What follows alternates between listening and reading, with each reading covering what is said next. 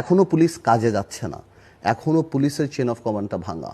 এখন জিলুর ভাই, কতগুলি পুলিশ আওয়ামী মাইন্ডেড বা কতজন বেনজির বা হারুন বা কতজন বিপ্লব আছেন, সবাই তো এরকম না। বিভিন্ন জায়গাতে থানাতে দেখা গেছে পুলিশকে জ্বালিয়ে মেরে ফেলা হচ্ছে। 400-500 পুলিশ বা কত পুলিশ মারা গিয়েছে আমি বলতে পারি না। এর মধ্যে ইনোসেন্ট পুলিশ আছে যারা শুধুমাত্র চাকরিতে ছিল। আপনি যদি কোনো কমিশন গঠন না করেন, আপনি যদি এদের পরিবারদেরকে আপনি যদি রিহ্যাবিলেট না করেন, আপনি যদি এদেরকে রেকগনাইজ না করেন, তাহলে সামনে মানুষ কেন পুলিশে চাকরি করবে?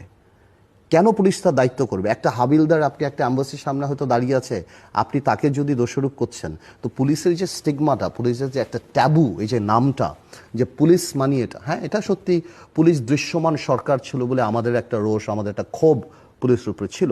কিন্তু তার মানে এই পুলিশদেরকে ব্যালেন্স করা, পুলিশদেরকে আনা, কারণ পুলিশ জেগে থাকে এজন্যই তো আমরা ঘুমাতে পারি। তো এই যে ললেসনেসটা, এটা এখন যেটা সরকারের সবচেয়ে গুরুত্বপূর্ণ, এই যে পুলিশ আইন শৃঙ্খলা পজিশনটা, এখান থেকে আপনি দেখেন আপনি কিন্তু এই সরকারের তরফ থেকে তেমন কিছু দেখতে পাননি। তো এই জিনিসগুলি, এরকম আরো অনেক ব্যাপার আছে।